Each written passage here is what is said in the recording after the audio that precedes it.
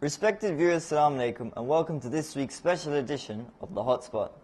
In today's episode, our production team will be taking a visit to a local orphanage located near the outskirts of Dar es Salaam. Did you know that in our country of approximately 44 million people, there are about 2.5 million orphans? This is according to a well-known NGO called Swissco, and it means that you can expect around 57 people in 1,000 to be orphans. The most unfortunate part of this is that the number has been on the rise, especially in recent years. With the high level of poverty in the country, orphanages are struggling to provide basic necessities to their children, such as food, shelter, and education. And so there is a definite need for community service on our behalf. For this reason, we want to visit an orphanage to inquire about the challenges it is facing, as well as the type of service being provided to the orphans. Our team will interview various people at the orphanage in order to understand how we can best assist them and help them progress and deal with the rising number of orphans. We will also have two guests come in towards the end of the show to share with us their experience and thoughts with regards to orphanages. Although carrying out charitable programs such as those that involve food distribution or clothes distribution do benefit orphanages by a great deal, they only provide temporary solutions. Our goal today is to help develop strategies people can use to help provide sustainable, long-term development for orphanages.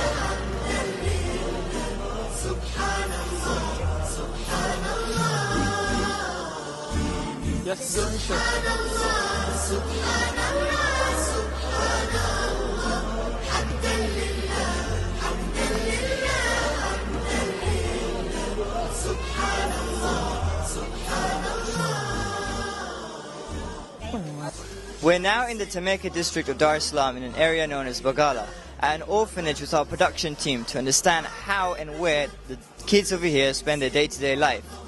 Malika from our production team will be providing you with a tour of where the kids spend their recreational area, where the food is being cooked, to understand the difficult lifestyle these kids must face.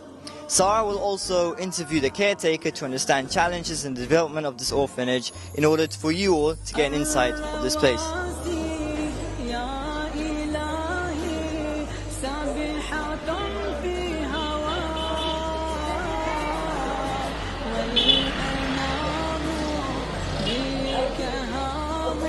Orphans have a unique place in Islam and share a strong affinity with the Prophet, who lost both his parents at a very young age. Orphans' welfare is reoccurring in the Quran. Several verses encourage good treatment of orphans and create a sense of responsibility from us towards the orphans. In Surah Ma'un, verse 1-3, it says, "Have you seen the one who denies religion? It is he who turns away the orphans and does not urge others to feed the poor." As we can see, helping the poor and the orphans is an essential part of Islam. Denying them means denying religion. To choose the companionship of orphans is to choose the companionship of the Holy Prophet. Salamu alaikum. Habari za leo. Nashukuru Mwenyezi Mungu nzuri. Kwanza kabisa kwa niaba ya IBN TV ningependa kutoa shukrani kwa dhati kutipa muda zenu. Asante sana. Sasa lengo letu ya leo ni kuchambua changamoto zilizopo kuwa na kuendesha nyumba ya kulelea watoto yatima. Asante sana ningependa kujua jina lako na kiwango chako hapa taasisi. Sawa sawa. Kwa jina naitwa Hidayah Shukrani Mtalemwa, ni mlezi mkuu wa hii center ya Isani Orphanage Center Trust. Sasa hapa watoto wanapata huduma gani? Sawa. Watoto wanapata makazi, wanalala hapa, wanasoma shule ya msingi, wanaenda wanarudi, wanapata elimu zote mbili, ya dini na ya secular. Wanakaa hapa kila siku? Kila siku. Na wewe naye? Na mimi naishi hapa na chumba changu humu ndani. So why has there been a growing number of orphans in Tanzania? Some primary reasons include the fact that life expectancy here is relatively low, approximately 58 years due to the existence of life-threatening diseases such as malaria, AIDS and TB. Mothers who can't afford proper health care often die just after giving birth. Other reasons include the level of poverty, leading to parents voluntarily giving their children away to orphanages, with the hope that the orphanage will provide better care. There is also a lack of birth control practices within the country, leading to parents abandoning their children to avoid the expense of bringing up a child. Finally, cultural practices such as FGM, female genital mutilation, cause the children to flee from their homes and live on the streets. However, orphanages alone cannot provide a solution for all these children, and there is generally a surplus of orphans who are being underprovided for. Wewe ndo unaendesha hii nyumba ya kulea watoto yatima? Ndo mimi. Nini ilikuhamasisha kuanzisha na kuwalea watoto yatima? Sawa. Kwanza mimi mwenyewe ni yatima. Baada mimi natokea mkoa wa Kagera, Bukoba. Baada ya kwenda kule nilikuta yatima kwa kweli wananyanyasika sana. Watoto wanapewa biashara tofauti na umri wao, watoto wanakosa elimu, watoto wanapigwa na nyanyaswa, wazazi wao kisha kufa mali zao zinauzwa, watu wanachukua tamatu ndugu au watoto kwa kweli likawa limeniumiza sana moyo wangu.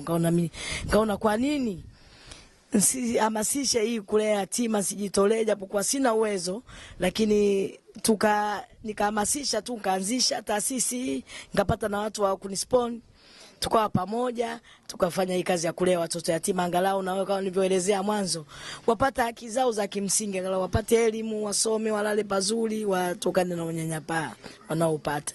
Kwa hiyo ndo nikanisukuma mimi nikaanza rasmi kulea watoto. Na mlianza na watoto 10? Nilianza na watoto 5. Kabla ya kurejea nilikuwa na watoto 5 kama nakaa nao nikiwa na chumba kimoja nikawa nimepanga. Naomba ufafanue habari ya historia mlivyoendelea kuanzisha kuendelea na hii nyumba ya kulea. Wakati huo nilikuwa Kinondoni, nilikuwa Magomeni, Masjid Takadiri, nilikuwa mtaa Takadiri, nilikuwa nimepanga chumba changu kimoja tu na watoto wangu 2. Basi nikaanza na watoto 5. Wa kiume, nilikuwa nalea wa kiume tu, boys. Nilikuwa silei wa kike. Sasa baada ya kukaa kaonekana hata yatima wa kike naye ana wajibu. Kwa sababu nikaangalia makazi ni mafinyu, usichanganye kati ya watoto wa kiume na wa kike. Kwa sababu tofauti ya kuelewa wa kiume tu. Ilikuwa ni sababu kwamba kutokana na makazi nisichanganye, maana unapochanganya watoto aina mbili inawezekana ikawa matatizo. Na kipindi kile bado sijawa na mtu, nilikuwa peke yangu wa kuwatizama kama hivi, sijapanuka kiwigo. Sasa baada ya kukaa nikapata na maelezo ya watu mbalimbali, ushauri, akaniambia hatari aina mbili ya watoto, wa kike naye ana haki na kiume ana haki. Kwa hiyo mwaka 2000 tufanye 2004 rasmi ndo nilikuwa na watoto 5. Lakini kujitokeza kwanza rasmi ndo 2005 tayari nikawa na watoto 10. Nikawa hapo nimechanganya wa kiume na wa kike. Watoto 5 wa kiume, 5 wa kike. Basi baada ya kuhama Magomeni, nadhani ilikuwa kama tarehe 10 mwezi wa 12 2004 nikahamia Kinondoni. Ndo gari nikiwa na watoto 10, nikaanza rasmi sasa kulea. Hapo nikapata nyumba kubwa kama vyumba 4. Kuna mtu alijitolea. Nikaanza kulea rasmi. Basi kwa kweli ilinisukuma sana kwa sababu nimetokea mbali sana. Watoto nilikuwa nalala chumba kimoja. Wanaamka asubuhi wanaenda shule, tunarudi tunakaa chumba kimoja. Mimi mwenyewe najitolea na wapikia. Wanakula. Kadri tulivyoendelea 2005 nikawa na watoto 10, akajitolea mtu tena kutulipia kodi. Ilikuwa 300 nadhani kipindi kile 2005. Sasa nikaangalia makazi ya Kinondoni, nyumba nyingi zina bei kubwa. Mtu akanishauri akasema njoo Mbagala, kuna nyumba kubwa na kwa bei rahisi. Ndio 2006 mwezi wa kwanza tarehe 5 kahamia Mbagala. Ndo hapa nikiwa kule Kipati kule 2006. 2007 Januari nikawa Kibonde Maji. Nikaingiwa na watoto 12. 2008 nikawa hapo bado Kibonde Maji. 2009 nikaja Mbagala Maji Machitu ambao ni kule nyumba ilikoungua moto. Nikiwa na watoto 20 tayari. Ilikuwa tarehe 1 Januari 2010 tukiwa na watoto 20. Pale tulienda speed kwa sababu nyumba ilikuwa kubwa sana, kama eka moja hivi nyumba ilikuwa, watoto wanacheza vizuri nini. Pale tukawa tayari tumeshapata watoto 25. pale pale tukapata watoto 30. Tatizo linatukuta la moto ambao ni mwaka juzi tarehe 23 mwezi wa 10 2011 tayari tukawa tuna watoto 35 ambao sasa hivi tuna watoto 40 sasa. Ndo tunaunguliwa na moto tatizo. Tukajisukuma kuna kituo cha watoto yatima group cha Manzi. Tukawa tumekaa muda wiki 2 pale, akatokea mtu akatulipia 3,600,000 ndo tunakuja nyumba hii ambayo tumekuja mwaka jana mwezi wa 11 tarehe 4 ndo tukamia nyumba hii. Mtu aliumia au kapata shida wakati wa ile moto ilipowaka? Tunashukuru sana maana mwalimu alikuwa anafundisha darasani, anafundisha dini. Ilivyotokea short wote tukatoka nje, hamna aliathirika, ila mmoja tu alitaka tukua tumemsahau kwenye kitanda. Sasa watoto kumbe wana akili sana, watoto wanajuana hawa. Mimi sikuwajua pale nalia, kumbe watoto wakasema fulani hayupo, Zainab hayupo. Kwa hiyo tukakimbia tukamchomoa, lakini moto kidogo limwasili nani, lakini kwenda kupimwa kumwasili sana. Vizuri sana. Tukanje tuliokoka, ila hamna tulichopata. Vitu vyote viliteketea. Lakini salama wote vitu vinatafutwa, mtoto atafutwe, uhai wa mtu mali sana. There are more than 2 million orphan children in Tanzania. 20% of 5 to 17-year-olds engage in child labor. There is an estimated 437,500 street children in Tanzania. Street life violates the dignity of the children and negatively affects their physical, mental, and emotional well-being. Full-time street children experience great difficulties such as hunger, sickness, abuse, and lack of shelter. Due to this, it is easy for them to turn to drugs and get involved in other criminal activities such as stealing. They eventually end up becoming beggars. Majority of these children have been abandoned by their parents and left to fend for themselves or have no form of parental support. Orphanages help reduce the number of street children and form a stable support system for them. Nini ilihamasisha mmiliki kutengeneza nyumba ya watoto yatima? Mimi ninazimu kwanza kituo kilianza rasmi tarehe 5 mwezi wa kwanza 2005. Ili kuamua watoto yatima nao wapate haki za kimsingi kama watoto wengine wenye wazazi wao. Wapate elimu bora, makazi mazuri, wasome, waondokane na vikundi kwa mfano vuta bange, madawa kulevya, unyanyapaa, na wapate elimu ili na wao wapate kujisaidia kesho baadaye inshallah. Vizuri sana. Tangu ilianzishwa mmeendelea vipi? Kwa kweli kimaendeleo bado tuko nyuma kidogo. Kwanza kabisa tuko nyumba ya kupanga. Hatujapata makazi ya kudumu. Tunaishi kwa mama toka tuanzishe kituo rasmi cha Isani Orphanage Trust. Hii ni sehemu ya 8. Na imeshatukuta matatizo. Tumeshaunguliwa na nyumba hapa Matitu mwaka juzi tarehe 23 mwezi wa 10 2013. Tuliungua na kituo chote kiliteketea na kila kitu kilichomo ndani. Yote kutokana na makazi ya kwa mama ilikuwa shoti ya umeme. Kwa hiyo tuna matatizo mengi, bado hatuna maendeleo ya kusonga mbele kutokana kwanza ni makazi ya kudumu.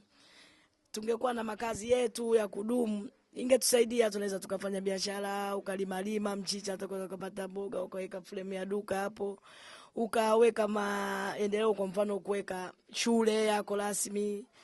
Ya Isani tumejipanga kuweka shule ya msingi ya kuendeleza watoto shule yetu, watoto wasome kompyuta, apate ushonaji, ili kwa kweli tumejipanga vizuri kuwasaidia watoto wake. Kutokana na makazi bado tunayo sio ya kudumu, bado tuko nyuma kwa kweli kimaendeleo. Kituo chetu hakina usafiri. Kutokea watoto wakiumwa hapa unaweza ukamkosa mtoto kutokana na usafiri hatuna. Anakuja mtu kwamba nitakusaidia mimi eneo, tafuta eneo, nahangaika au natafuta nyumba nini, kisha timia lile lengo mtu unamuona hayupo kabisa tena, kisha badilika. Na elimu hivyo tunajisaidia, watoto wana wengine wako Chamanzi Islamiki. Kuna watoto wengine wameongoza, wamekuwa watoto wa kwanza, inabidi wapewe nguvu kwa kweli ya kusoma. Lakini tunajitahidi hivyo kutafuta wafadhili na wapo watu wanasaidia, lakini msukumo bado uko chini tofauti na msukumo ambao watoto tulivyo. There are several diseases that can be caused by lack of sanitation, including malaria, typhoid, HIV, and diarrhea. Diarrhea is the most important public health problem directly related to water and sanitation. The simple act of washing hands with soap and water can cut diarrheal diseases by 1/3. Kwa mtu kama wewe unayotoa huduma kwa watoto hawa, Unadhani kwamba kuna kiwango gani cha usafi hapa ya mazingira? Sawa. Tunao mama ambaye anasaidia usafi. Tumemweka, tunamlipa mshahara 50 kwa mwezi. Tunajitahidi kwa kweli kuyapitia mazingira, anajitahidi katika usafi, na kutokana na mshahara sina kiwango ambacho cha kuwalipa. Wafanyakazi wangekuwa 2, 3 wa kuboresha mazingira, inabidi na hao watoto wakubwa nao wanasaidia katika mazingira, kuyaboresha, kutandika vitanda vyao, kujifulia nguo na kadhalika. Lakini tunaye mtu ambaye anatusaidia mazingira kwa ujumla, kufagia. Mnaendelea vizuri kuboresha hii mazingira na kuendelea vizuri, au mnatamani mfanye zaidi? Sawa. Tunatamani tuendelee mbele, kwa sababu kwanza hapa tulipo makazi bado mafinyu sana. Tuna vyumba 4 tu vya kulala kwa watoto hawa 40 hawakizi nyumba hii tunayoishi. Mazingira kalo bado ni dogo ambalo la kuhifadhi uchafu, tokea saa nyingine inafumuka, inakuwa ni tunahatarisha maisha kwa watoto. Na kulala saa nyingine tunaweka magodoro tu ukumbini, watoto ndo wanajitupa pale. Inabidi tuwe na sisi tuboreshe, tupate makazi ambayo mapana kidogo, hata kama bado hatujapata makazi ya kudumu, lakini haya ya kupanga tupate makazi ambayo ni mapana, watoto waishi vizuri, na mambo ya usafi nadhani yataenda vizuri kuboresha. Bado tunahitaji kwenda mbele inshallah. Mnafikiri ukifanya nini itaboreka zaidi? Kufanya nini? Mimi naona kwanza wafanyakazi waongezwe, wao wafanyakazi 2 kwenda mbele. Na mimi mwenyewe niwe stable pia kusimamia vile, kwa sababu uwezo kuweka mfanyakazi bila hata wewe kiongozi uwe goigoi, hamna. Mimi mwenyewe niwe stable katika kusimamia hili jambo, nadhani Mwenyezi Mungu atatusimamia inshallah. Inshallah.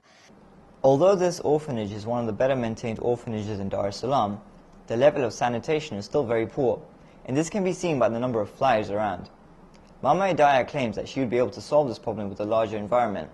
However, the cleaner who is currently employed here is being paid 50,000 shillings a month, well below the lowest minimum wage in Tanzania, which is around 80,000 shillings. Therefore, this could be an area worth investing in, as a salary below minimum wage might be reducing workers' incentive and motive to clean. Naomba kupata maoni yako juu ya afya ya watoto. Afya ya watoto, kwa kweli bado kwanza tunahitaji first aid box, kwa sababu bado hatujawa nayo, na sisi tuna watoto ambao wengine mwenyewe mnaona maradhi waliokuwa nayo.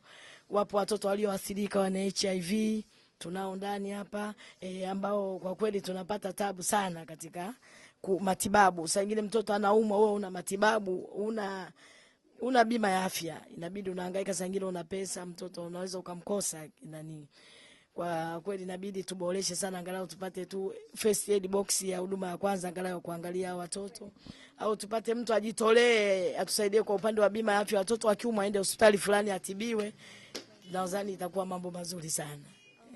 Mmewahi kuwakosa watoto hapa kwenye history? Kwa mfano tuko Kinondoni tuwakosa watoto 2. Sasa imekwaje? Mtoto alikuwa na HIV, kwa sababu alikuwa anaumwa sana, miguu inawaka moto. Sasa usiku sisi hatuna usafiri, gari nini, kila nikampigia driver fulani ambaye alikuwa anasaidia akapatikana, basi mtoto akazidiwa, hatimaye kuja kupata majirani kutupeleka mtoto njiani tukamkosa. Nafikiri mazingira ikiboreshwa itasaidia afya ya watoto. Mazingira ikiboreshwa itasaidia afya ya watoto, kwa sababu mmoja hapo nyuma kama anavyosema kalo dogo. Kwa hiyo tungepata nyumba angalau yenye kalo 2, au tukapata mtu akatuchimbia nyuma kalo, kwa sababu kuna saa nyingine kalo likijaa kinyesi kinatawanyika nje, kwa sababu nayo inachangia watoto kupata afya, kuharisha, tapika na kupata hewa mbaya sana. Sasa lakini mazingira kama kiboreshwa, malazi kwa mfano ya mlipuko, kuharisha, nani, usafi kimajumla utaenda vizuri sana. The children below 10 share beds at this orphanage. There is a great concern of the spread of diseases by sharing of beds by people. Incidences of diseases spread like TB, malaria, cough, and influenza have all gone up as a result of people sharing beds.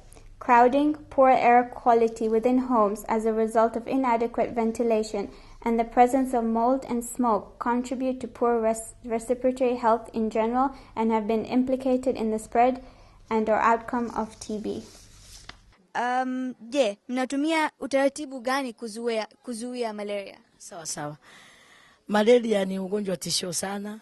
Tunajitahidi kwa upande wa neti, tunaweka dawa watoto wa kinga, tunapuliza dawa ndani kukinga na mbu, na hasa neti, mtoto halali bila neti kwa ili tumkinge na malaria. Vizuri sana. Na mmesema wote wanalala kwenye godoro. Wana share godoro moja au? Wana share, wadogo miaka 10 kushuka chini wana share watoto wawili godoro moja. Vitanda vya double decker. Na wengine kuanzia miaka 13 kwenda mbele wanaweka magodoro chini ukumbini hapa, naona pale juu ndo wanalala. Sawa. Na kila mtu anayo neti yake. Kila mtu anayo neti yake, lakini kwa sasa hivi neti zimetupungua, na kuna mtu leo nimempigia akasema atatusaidia neti. Vizuri sana. Kweli. Naweza kuuliza huyu mtoto ana matatizo gani? Mtoto huyu anadondoka kifafa, lakini kwa sasa hivi tumepata matibabu. Kuna hospitali tumefuatilia, adondoki tena, ila kabakia akili yake sio nzuri. Anaendelea kupata matibabu? Tunamtibia, tuko Temeke. Temeke Hospital. Okay. Yuko mwaka ngapi? Huyu toka mwaka wa 2 tumempata, sasa hivi ana miaka 11. Zaidi ya hayo, tungetaka kujua kuna masomo gani zinazoendelea hapa? Sawa. Kwa upande wa elimu, hapa watoto wanasoma shule za msingi, kwa mfano wapo wa sekondari, wapo wa shule ya msingi primary ambao wako Chamanzi Islamic wako watoto 9. Primary nao wako watoto karibu 10. Tunao watoto wa nursery ambao wapo watoto 10. Tunao watoto wengine wa 4 ambao wako ufundi VETA. Wote wanasomea hapa au wanaenda shuleni mbalimbali? Wanatoka wanaenda mashuleni, hapa wanasoma dini. Wakisharudi mchana kuanzia saa 10 mwalimu wa dini wanakuwa naye kuanzia saa 10 mpaka saa 12. Ila Jumamosi mwalimu anakuja asubuhi, ustazi ndio umemuona. Jumamosi na Jumapili anakuja asubuhi, anaondoka saa 7. Lakini hapa wanapata elimu ya dini, mashuleni wanaenda kama kawaida, wanarudi nyumbani. Watoto waliotokea hapa wameenda chuo, wameshakuwa kubwa? Kwa kweli hamna, ndo kwanza mwaka huu tuna mtoto wa form 4. Wa form 4 baada tujabuja. Mlipoanza hii nyumba ya kuwekea watoto yatima, mlikuwa na malengo gani? Tulikuwa na malengo haya kuwaboresha hasa watoto kielimu. Watoto wapate elimu bora, makazi bora, na mazingira yawe mazuri. Tulianzia Kinondoni kama nilivyoeleza, tulikuwa na watoto 10. Mlianza mwaka ngapi? Tulianza tarehe 5 mwezi wa kwanza 2005. Tukiwa Kinondoni Mkwajuni pale. Mnasaidiwa na nani? Sawa. Kwa kweli katika kusaidia sasa ndo bado tunasuasua. Anajitokeza mtu, hata wewe unaweza ukajitokeza, mwana mwaka huu nitalipia miezi 6. Naenda kwa mwingine anaishia kuomba, siongopi, mimi bado naomba msaada. Japokuwa watu bado wanajitokeza, anaweza akasema jamani mimi nitatoa kodi ya miezi 3 tafuta kwingine. Kuna mwingine anajitokeza mimi nitatoa ile ya mwaka. Kwa hiyo mimi nafanya kuandika barua, kuhangaika. Basi hamna stable bado, ndio tunatafuta mtu ajitokeze. Bwana mimi nitajitolea upande wa nyumba, mimi nitajitolea upande wa elimu, mimi nitajitolea upande wa kuliwalipa wafanyakazi. Ndio tunataka hivyo. Japokuwa anajitokeza watu wapo, maana anasema ukitoa mkono wa kulia kushoto usijue. Kwa upande wa mshtaki kama hivyo anatusaidia chakula, tunamshukuru sana, katutoa mbali sana. Katusaidia sana. Siwezi nikasema maana nikamharibia sababu zake, lakini mshtaki kwa kweli ametubeba kiasi chake. Mpaka sasa hivi analeta familia yake kuja kutuona. Mwisho wa mwezi naenda napata chakula. Upande wa mshtaki yeye ndo kajitolea kila mwezi. Na kwani serikali inawasaidia au? Kwa upande wa serikali ndo kabisa hawapo, na kwa sababu na wao wanasema nao wana vituo vyao ambavyo wamejenga. Kwa hivyo vituo vya private sisi tunajitolea tu kwenda kwa wafadhili mbalimbali ambao wanajitegemea. Hata kama ni serikali, lakini mtu labda ambaye anafanya serikali lakini sio serikali kutusaidia sisi. Nyinyi mko private kabisa? Tuko private kwa sababu kituo ni cha private, ni mimi mwenyewe mwanzilishi. Kwa hiyo wao wanasema na sisi tuna vituo vyetu ambavyo pia vinahitaji msaada. Kwa mfano kuna kituo Kurasini cha serikali. Bado tunahangaika, sisi tunahangaika private kusaidia. Kama mimi mwenyewe nilivyojitolea na ndio ninavyohangaika kutafuta fadhili kivyangu. Sina msaada wa aina yote na serikali. Basi leseni umepata vipi?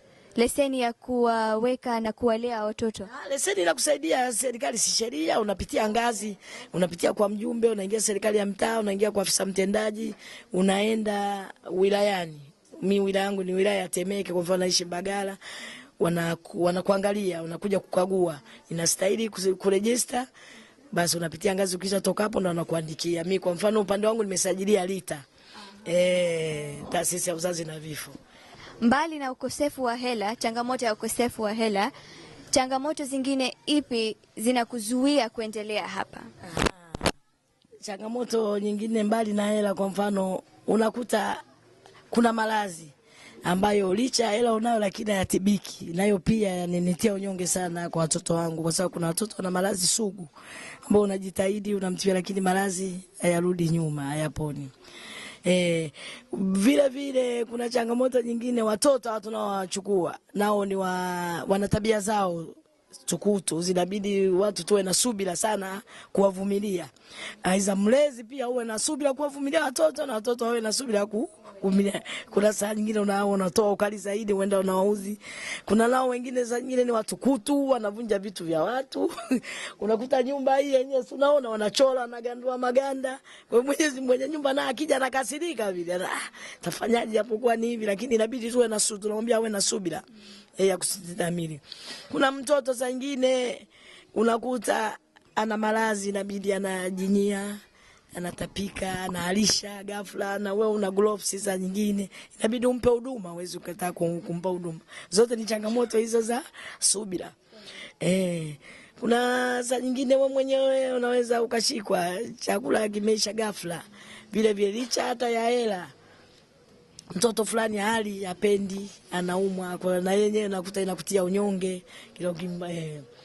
Kuna tabia za wafanyakazi nao, unakuta wafanyakazi wengine wako stable na kazi, inabidi na wewe vile vile, bila sio kusema sababu mshahara unampa mshahara, lakini unakuta jitumi vile vile pia inaweka uzoroshaji wao kuendesha kituo. Kwa kweli ni hivyo kwa kweli. Unakuta na majirani bado watu wengine hawajatambua maana ni yatima. Wanakuona tu unalea au aiza unajitafutia wewe maslahi yako mwenyewe, lakini hawajajua maana yatima ni nini. Yatima anataka kusaidia, hata kama mtu kumsaidia kipesa, hata nguvu yake, hata ushauri ni moja wapo kumsaidia mwanadamu mwenzie. Kwa kweli na vyenyewe vinaturudisha nyuma kiasi kikubwa. Kwamba mnafanya kazi kubwa kwa kuelewa watoto, na naomba kwa Mungu kwamba upate nguvu na uwezo wa kuendelea kuwalea hawa watoto. Asante sana kwa kutipa muda yako. Asante na nyinyi, nashukuru kwa kuacha kazi zenu, shughuli zenu, mkaja kuwaona watoto. Kwa si mara ya kwanza nipo na nyinyi, familia ya Mshtaki imenishika sana. Mimi natoa shukrani, nasema Mwenyezi Mungu awafanyie wepesi katika kazi zenu, awape afya njema, kila penye uzito afanyie wepesi inshallah. Okay, so now we're going to take a tour of the orphanage. So this is the main recreational area. It's where the children play and do their, they study here. As you guys, it's really small and it's quite compact for everyone. The kitchen, and they cook outside right here.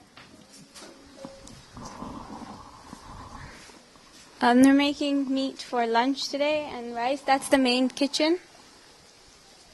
This is a room for 12 girls. And they have 6 beds, 2 each.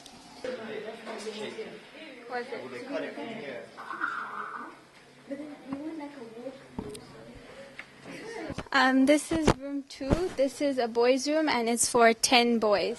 There are 4 beds. It's below 10.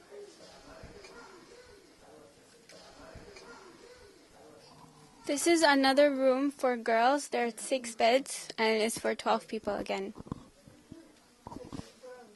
These are the bathrooms, and this is the caretaker's room. Assalamu alaikum. Wa alaikum salam wa rahmatullahi wa barakatuh. Unaitwa nani? Naitwa Fatuma Hamisi. Ulianza kukaa hapa mwaka ngapi? Mwaka 2014. Ulipokuwa mwaka ngapi? Nilipokuwa darasa la 4. Darasa la 4. Umekaa hapa mpaka leo? Mpaka leo ndo naishi. Leo unasoma darasa la ngapi? Nimeshamaliza form 4. Mwaka ngapi umemaliza form 4? Mwaka 2012. Mwaka uliopita. Sasa umesha plani utafanya nini?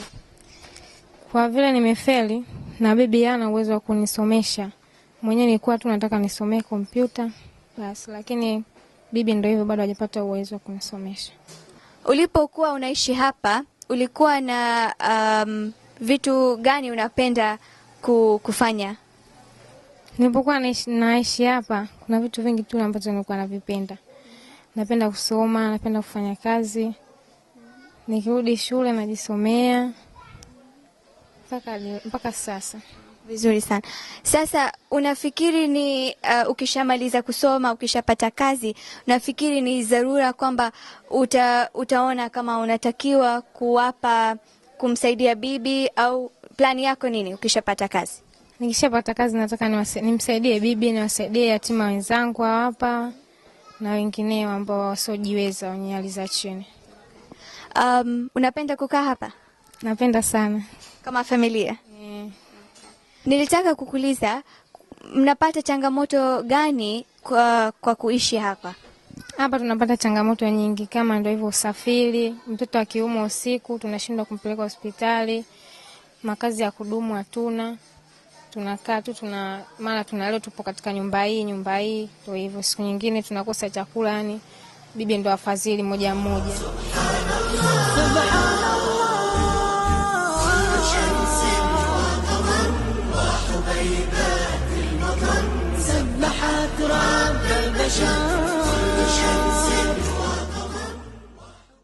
So we've heard a lot from the orphanage. Now let's switch to the hot seat and hear from our two guests who work with orphanages regularly and have a lot of experience with them. I'll let them introduce themselves. Assalamu alaikum. Can you please introduce yourself and share your experience with orphanages? Alaikum salam. My name is Ali Zain. I finished A-levels in Khan. Hopefully I'll be starting medical school in October, so 5 horrible years ahead of me. Inshallah I'll get through. Inshallah. So orphanages. Basically my family runs 2 orphanages. We started the first one 19 years ago. Okay. I was just 9 months old. So basically all my life I've grown up with an orphanage. I don't really know what a normal life is. It's an all-boys orphanage. And the second one was relatively new. We started it back in November with the Mauji family. But this one's an all-girls orphanage and it's in Dar. So basically what we do is keep accounts, we do look for donors, Facebook pages, advertising and all that. But not as a job.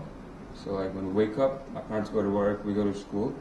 So when we come back, we do all this. Okay, so who monitors the orphanages while you're not there? We have a Malim who's in charge, Malim Maulid, and his wife, Bibi Khadija, ironic. Him and his wife run the whole thing together. We have 5 other staff as well. We've got fundis, we've got a cook, got a cleaner. 3 of them sleep over there, Yeah. but 2 come and go. So we have people who are still more good. And what age gap are the children in? From 3 to 18. Okay. So 18, we help them look for a job. 2 already married, 1 has a kid, he works for the government, which is pretty good. So his life is pretty much set right now. And what inspired you and your family to open this orphanage? Oh, there were a lot of factors. Like when my mom was young, she used to live in Zanzibar, she's Jangbari. So my grandma used to take her to orphanages. She loved it, it was always a dream.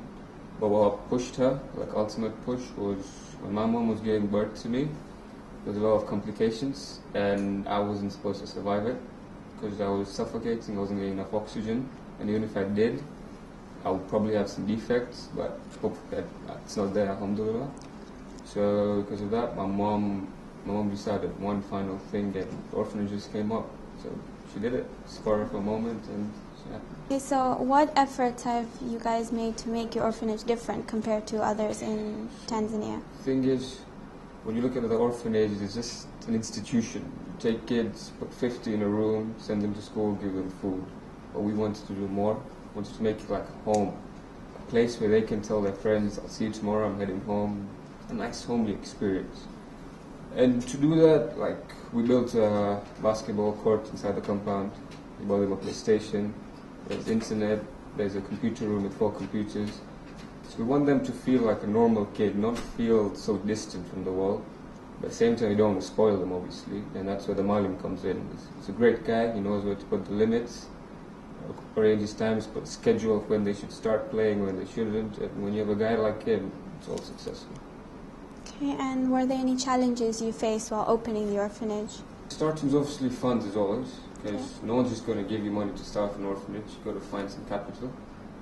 Luckily, my mom's dad had quite a bit of savings, and he gave most of it for us to start it off, because we didn't really have much funds, we just trickle in. And I think the biggest difficulty was it was such a new experience, we didn't know what to do. We didn't know how to keep track, we didn't know who to hire, who not to hire, all the procedures, because there wasn't much back then. 19 years ago is a long time ago. We didn't really know what to do, and that was the biggest trouble.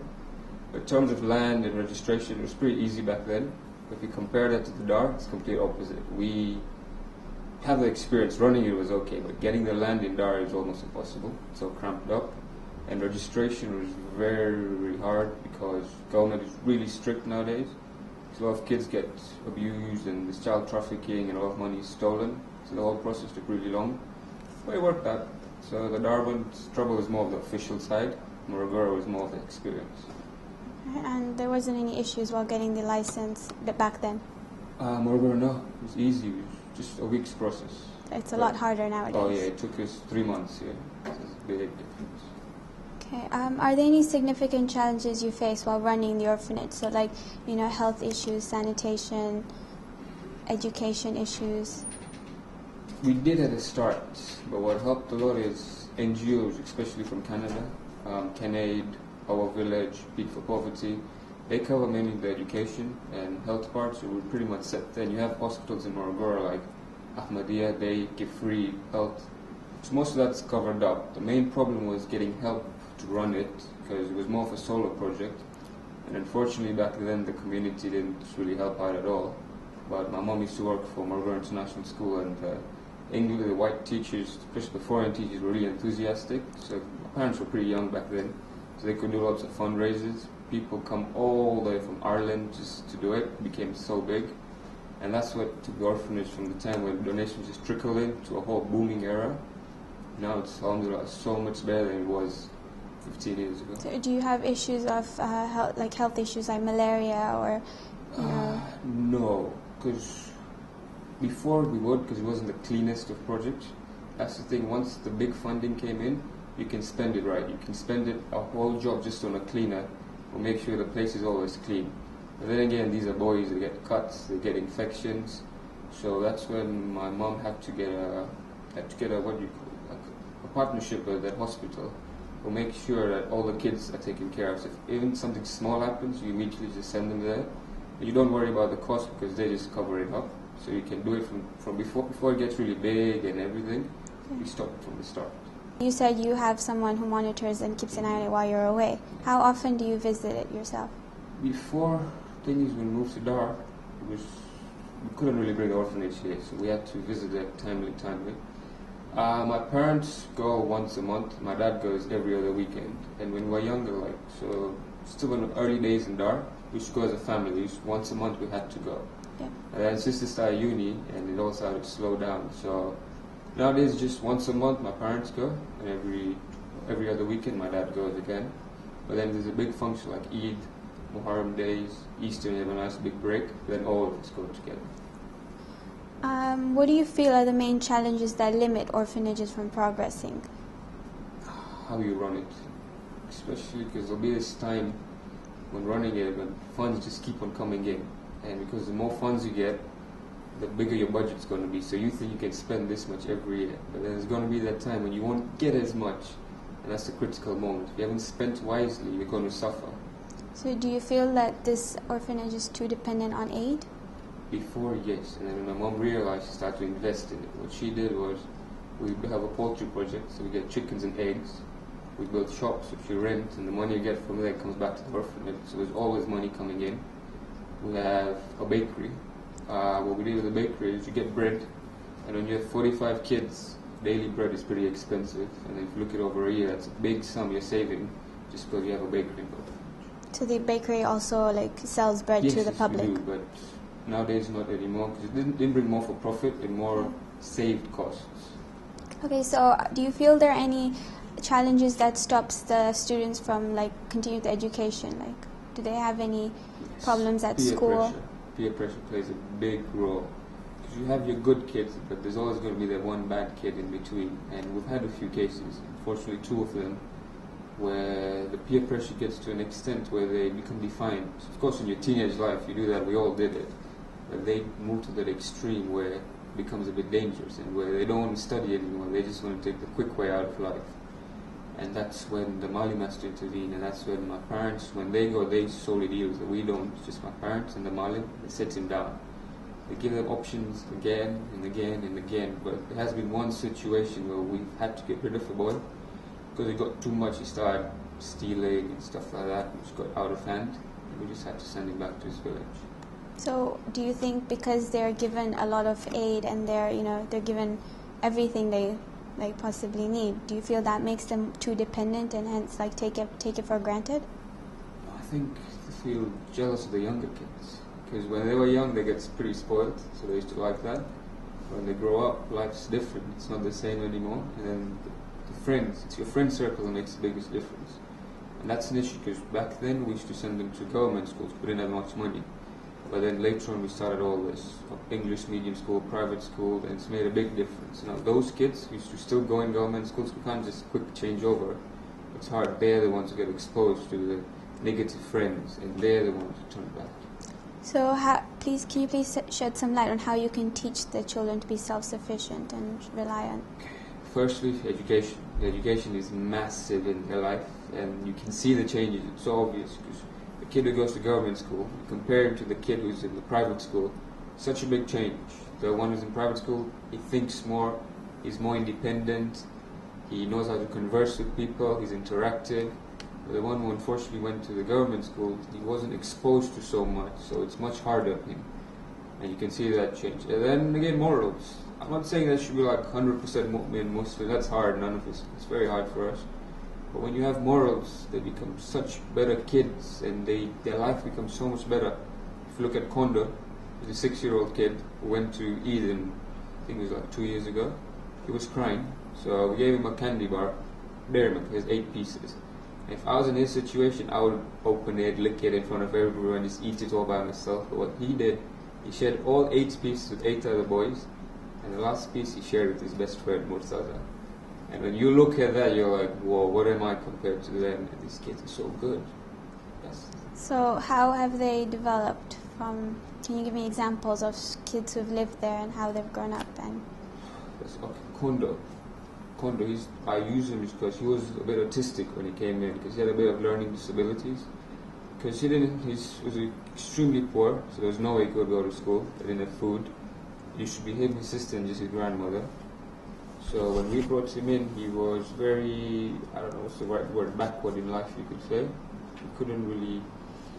He wasn't happy with life. He couldn't believe that he has now an opportunity to go on with life. He thought his life would always be horrible, it should be filled with hardships. He couldn't imagine that there's another outlet. And once he got it, he grasped it fully. He's doing good in class, he's a good kid.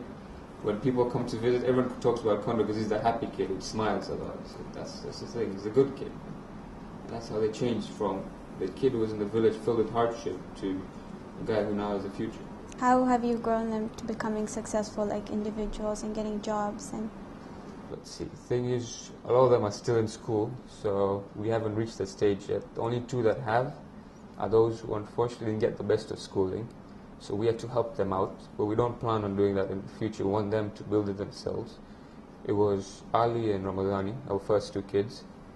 Ali, the thing about him, he was very smart, street smart kind of kid, so he could get his way around. He managed to get a wife, he has a kid, and he got into the government, so he could do it because he was smart that way. The other one, on the other hand, wasn't as smart, unfortunately, so we had to help him. So we bought him some motorbikes, 3 of them. He started his own boda business, so he's in charge of transport now, and that's how he gets his daily income. For his other kids, we don't plan the same. We want them to go further in life where they're no longer dependent on the orphanage. so you're basically aiming at sustainable development for them. That's the second plan. Okay, thank you so much, and I hope you continue doing a great job. It was a pleasure coming here. Thank you for that. Assalamu alaikum. Alaikum salam. Can you please start by introducing yourself and telling us your experience with orphanages in the past? Yeah. My name is Mushtaq Ali Ghulam Basfazan, and I'm a businessman. I have been dealing with orphanages for the last 10 years approximately. Mostly in the orphanages, I sort of assist them financially, with some money sometimes, or with food items, or sometimes with gift items, like if it is Eid, then sometimes I do that, or in Ramadan, give some rice, like that, you know. Do you do this on an event basis, or do you regularly go and work with them? No, I actually, some of the orphanages I give them regularly, monthly, weekly sometimes, some of them. There's a orphanage which is very close to my office. I give them a goat every week. You know, we have a sadka of goats every Friday, so we give them a goat. What do you see as the main challenges for orphanages here in Tanzania? A lot of orphanages, they find difficulty in finding resources regularly. If you see that a lot of orphanages which have come in Tanzania, most of them have come through private people who have got some orphans in their family sometimes, or their friends nearby where they are living, and they think that we should do something for them. So they want to start an orphanage, but they do it without planning it. So they just want a place, and they think they've got 20 students, and once they've got these 20 orphans, they look for a place, and somebody says, okay, I'll give you a place, or somebody said, okay, I'll give you rent money for 1 year, and then they start with this. And then later on they find that more and more orphans come there because people know that there is an orphanage here. Now, once you have that, many times what happens is that those people who have committed initially, they do not do it regularly. So it's a one-off time they have helped, and the guy who is running the woman who is running the orphanage will think that it will come just like that, you know, from other people.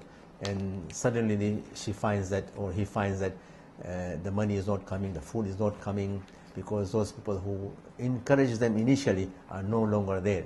So then they have to go and look for resources from other people, and many times you will find that these people will come to the mosque. They sit outside and wait for you, but somebody will say that this guy is helping some people, so they'll come there and ask you, or go to NGOs or companies sometimes, you know, and bring them papers saying that we need the help, like that. So the main challenges, you say, from your experience, it comes in the management of the orphanage, yes, resources, I think so. and planning. Yes. Do you see this from all the experience, from all the orphanages you've seen overall? How many do you think are successful, or do many of them struggle with this problem? I'm sure there are quite a lot which are successful, which are being planned by, I would say, NGOs, mostly NGOs. Like, for example, VIPAS. I mean, VIPAS orphanage is very successful because it is run with a plan, it is managed well. Also, they have got a lot of resources as well. So all those orphanages which have resources and a good management team will be successful. According to you, what are the main barriers that restrict orphanages from developing? Because a lot of times we go to orphanages and we donate and we give them resources for a good period of time, but there seems to be stagnation in the development. They seem to struggle to move forward or improve their standards. What do you think is causing that? I think I've just mentioned it is very similar, I think, because, as I said, they started without planning. And they have resources, very limited resources initially. The resources which then has to come all the time are not there because there are not many regular donors. What do you see as the main challenges for orphanages here in Tanzania? The best thing is that, first of all, if somebody wants to help orphanages, they will need to go and see these orphanages, check it out themselves, where they are, how do they operate, how many orphans are there, who is running it, how many helpers are there, what sort of things they do, are they children who are going to the school or no, in the food, other resources, all these things. If we can have people who are actually interested go into and get a little bit more information on whatever is the requirement, then from that information, the people who are interested in work out together and work out a way how to help them. Okay, so the first step is definitely get some background information. Yes, yes. Going to an orphanage without knowing what exactly, who is running it, Yes. how many kids there are, Yes. isn't the best idea. Yes, that is the best idea, yeah. You need the information first. And also, if this information is there, most of these, they have the information. They will give the information straight away. But the problem is the way to help. Because most of the people will come there, they want to help, they've got a problem at their home sometimes, and they've got a child at home who has a birthday sometimes. They think that, okay, what's the best thing to do? There's an orphan just nearby here, let's go and give them some sweets and some biscuits. And sometimes these things, like sweets and biscuits, are not good for the orphans, because once you give them this regularly, then they have a problem with teeth, and then we need a doctor, and we need a dentist. And these are other problems which are faced by the orphans as well. Ensuring the type of resources we give. Yes, it's very important. Orphanage I mean, a healthy end. Yes, yes. So you need to ask the actual people who are running them what sort of things is needed, and then work out what to give.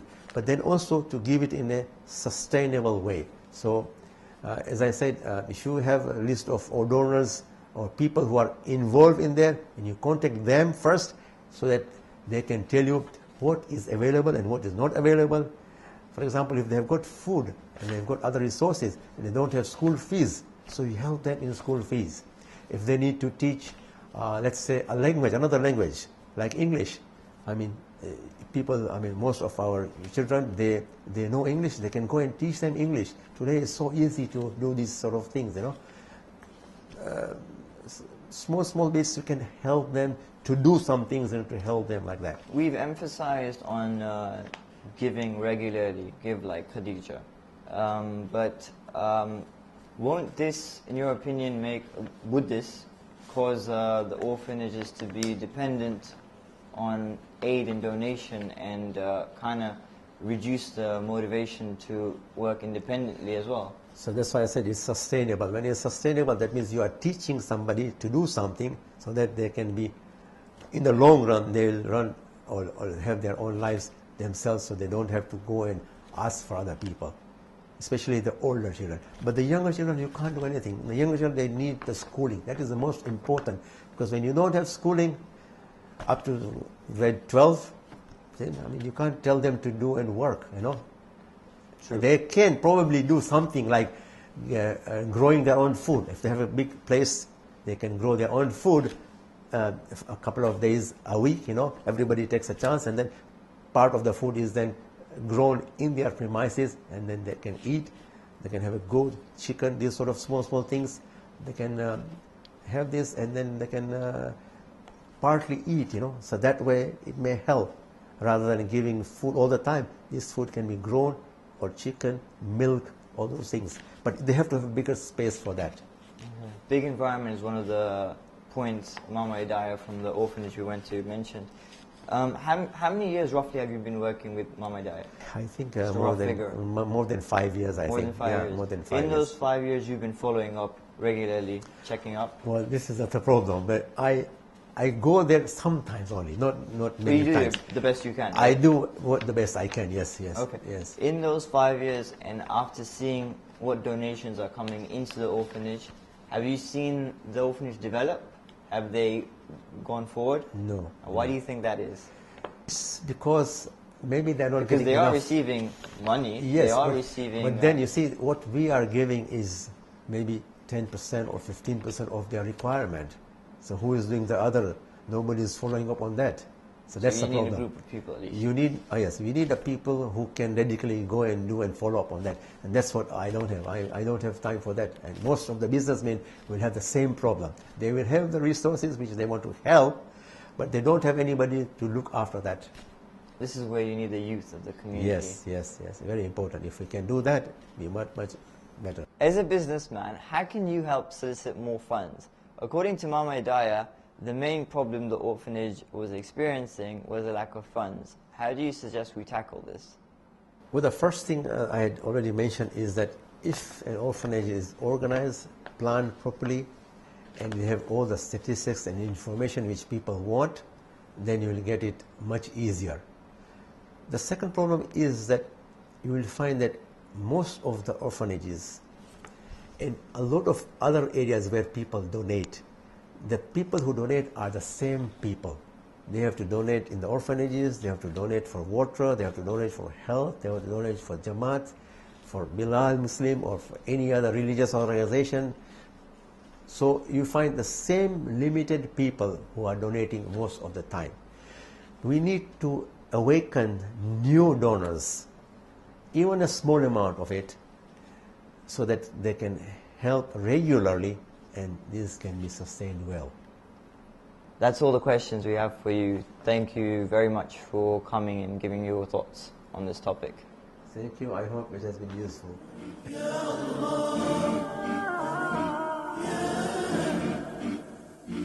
Subhanallah.